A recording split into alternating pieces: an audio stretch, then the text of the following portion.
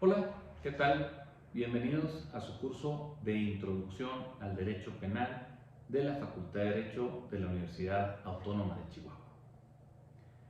En este curso iniciamos su camino del conocimiento a través de la materia penal en el transcurso de su carrera. Posteriormente llevarán la materia de teoría del delito, posteriormente van a analizar los delitos específicos en lo particular, qué se entiende por robo, qué se entiende por homicidio, qué se entiende por fraude, por violación, y luego llegarán al análisis del proceso penal en las materias correspondientes, inclusive con algunas que tengan que ver con técnicas de litigación en el modelo acusatorio adversarial. Pues bien, nuestro punto de partida para hablar sobre el derecho penal necesariamente es el conflicto que puede surgir en la sociedad cuando algunos de sus miembros vulneran bienes jurídicos que pertenecen a otros miembros de la sociedad. Cuando alguien priva de la vida, cuando alguien se apodera de una cosa ajena mueble, cuando alguien lesiona la libertad sexual o la fe pública, entre otros bienes jurídicos, pues resulta que hay una infracción que en este caso entra en el ámbito de aplicación de la norma penal y es susceptible de tener una sanción penal. Así las cosas, tendremos que darnos cuenta que en toda sociedad necesariamente habrá delitos. Y esto es así, explican algunos sociólogos, por una razón ya sea de escasez de bienes jurídicos o bien de actitud. Es decir, de una manera simplificada se puede decir que en toda sociedad los seres humanos, algunos de ellos, van a cometer estas infracciones antisociales porque no hay suficientes bienes para satisfacer a todos, o bien porque aunque los hubiera, los seres humanos a veces tenemos actitudes que nos llevan a entrar en conflicto con nuestros semejantes.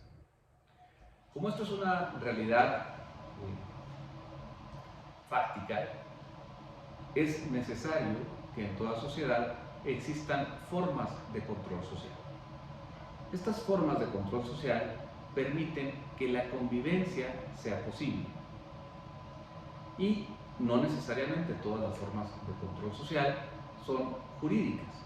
Encontramos como unas formas primigenias de control social, pues las normas morales, las normas religiosas, las normas familiares, entre los cuales nos van aplicando ciertas reglas de conducta para que nos vayamos comportando dentro de ciertos lineamientos que permitan precisamente la convivencia. Ahora bien, cuando todos estos controles fracasan, entramos ya en el ámbito de los controles jurídicos. Y existe el derecho civil, el derecho familiar, el derecho mercantil, que van estableciendo sanciones respecto a aquellas conductas que van vulnerando bienes jurídicos. Pero es el ámbito del derecho penal como última ratio quien aplica la reacción más contundente, más fuerte en relación con las conductas infractoras. Así las cosas, pues vamos a encontrar que estos conflictos que surgen en la sociedad en muchas ocasiones van a tener como ingrediente la violencia. Y de alguna forma, la reacción estatal a través del derecho penal también es una reacción violenta.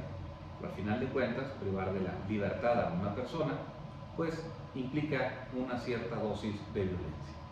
Sin embargo, cuando esta reacción del Estado se encuentra fundada en una ley y además se han cumplido todas las condiciones que la Constitución y la legislación establecen para que a una persona se le pueda imponer como pena en una sentencia la privación de la libertad, resulta que esto es el ejercicio del monopolio legítimo de la violencia por parte del Estado.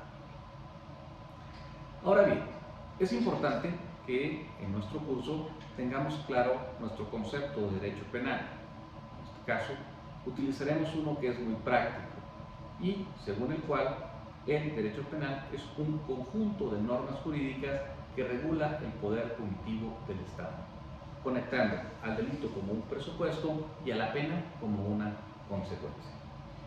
Este concepto va a incluir implícitamente lo que es el derecho penal objetivo, tangible, que lo vamos a encontrar en las normas del derecho penal, los códigos penales, los códigos procesales penales o alguna otra legislación que contemple tipos penales o alguna otra disposición normativa que tenga relación con la materia y que es tangible y por lo tanto forma parte de esto que conocemos como derecho penal objetivo.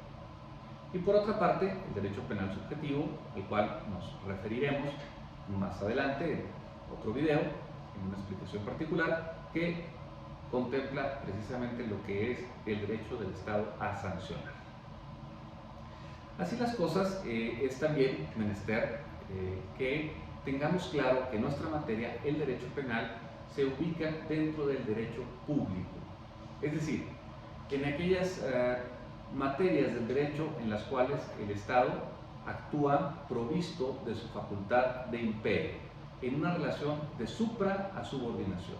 Aquí el Estado entra como el soberano que va a aplicar la ley al caso concreto a los ciudadanos que estarán como subordinados al imperio de la ley.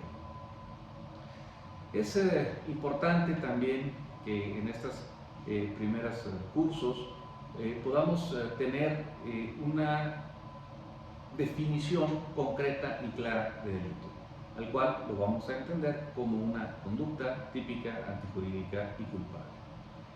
Cuando se comete un delito, pues es necesario que para que se dé el control social, ese delito sea investigado, juzgado por el Estado y al responsable de ese delito se le aplique una consecuencia jurídica a la que comúnmente denominamos como pena, siempre y cuando ese sujeto sea imputable, es decir, tenga la capacidad en abstracto para entender y querer. De lo contrario, si esta persona es inimputable, lo que podemos aplicar es una medida de seguridad. Nuestro derecho, como mencionábamos al principio en la forma que lo vamos a estudiar, derecho penal, lo podemos también clasificar en derecho penal sustantivo, que serían la parte general y los tipos específicos, la parte especial de nuestros delitos, que los vamos a encontrar en los códigos penales, parte general, parte especial, y por otra parte el derecho adjetivo, que en el caso de nuestro país lo vamos a encontrar regulado fundamentalmente en el Código Nacional de Procedimientos Penales, que precisamente nos va a dar las reglas del procedimiento a través de los cuales se van a realizar las investigaciones, los juicios, para aplicar las leyes a los casos concretos en la materia penal. Por último, en este primer video introductorio, pues es necesario que hablemos de la figura de la estructura de la norma penal. La norma jurídico-penal sigue una misma estructura de cualquier norma jurídica, que está compuesta de un supuesto normativo y de una consecuencia jurídica. En el caso concreto, el supuesto normativo le vamos a denominar tipo penal y a la consecuencia jurídica le vamos a denominar pena. Y entonces pensemos en el tipo de homicidio. Comete el delito de homicidio el que priva de la vida a otro. Ese es el tipo penal. En el caso de Chihuahua, al homicidio como tipo básico se le conmina con una pena de entre 12 y 25 años de prisión. Esta es la amenaza de pena. Tenemos tipo penal y amenaza de pena. Pero hay una norma subyacente, que es una regla de conducta que precisamente establece una prohibición. Se prohíbe matar. No mates.